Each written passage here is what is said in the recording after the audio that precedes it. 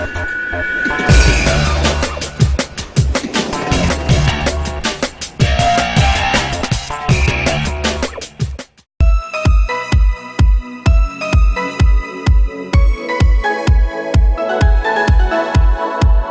Eclipse Cross is more crossover than Eclipse.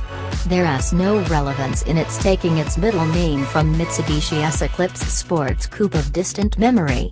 Instead it's a fairly mainstream crossover, one to rival the Qashqai, Tka, Kadjar, RAV4 and the like. The styling is robust in the lower half, reflecting Mitsubishi's 4x4 heritage, but it has a more dart-like upper profile than its boxy rivals. It's the first complete work of Tsunehiro Kunimoto since he arrived as Mitsubishi's chief of design.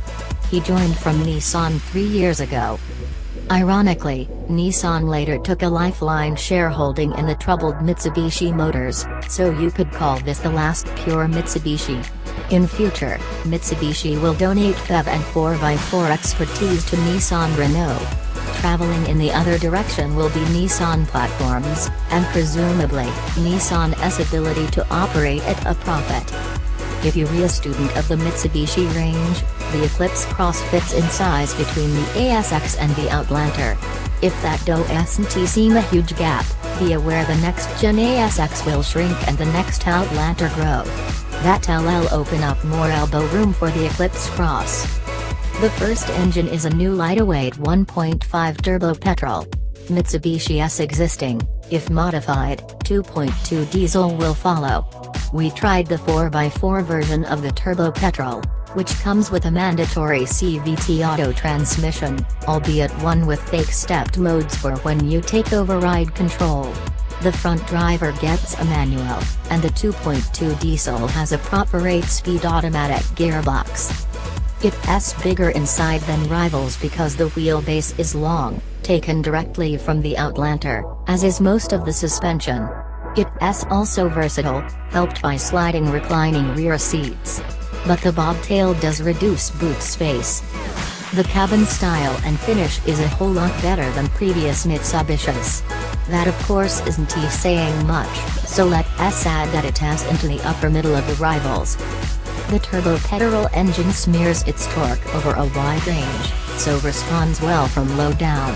It also sings sweetly and quietly at the top end. But annoyingly, at 4,000 revolutions per minute, which is what you use a lot when pressing on, it drones annoyingly. Just mooching around towns, or in gentle traffic, the CVT is smooth and sane, choosing a ratio that plays to the engine's low rev strengths. And yeah, we know CVTs are efficient and light. But for it and, as they all do, it causes the engine to moan like a dying cow, abandoning correlation between speed and revs, and the response to throttle inputs is fuzzy. That makes it irksome and disconcerting to use. For driving down twisty roads, where you want predictable response through a corner, it's entirely critical to fix it in one of the V8 virtual ratios via the paddles. The steering is oddly weighted around the straight ahead, so it's easy to drift out of your motorway lane. It's like driving in slush. Then you get to a corner or roundabout, probably too fast if you've not taken control of the CVT because there's then no engine braking. So you yank the wheel and the car rolls onto the outside front wheel, and then you get back on the throttle and there's more CVT delay before you finally lurch your way out. But guess what? Get the entry right, hold a ratio on the paddles, turn in smoothly and matters are very different.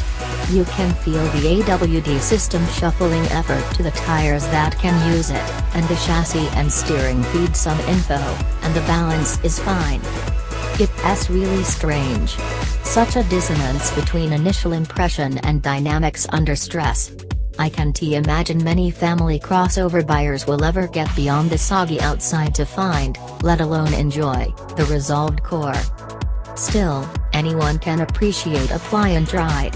It's got one, and doesn't cling or thump over lateral ridges.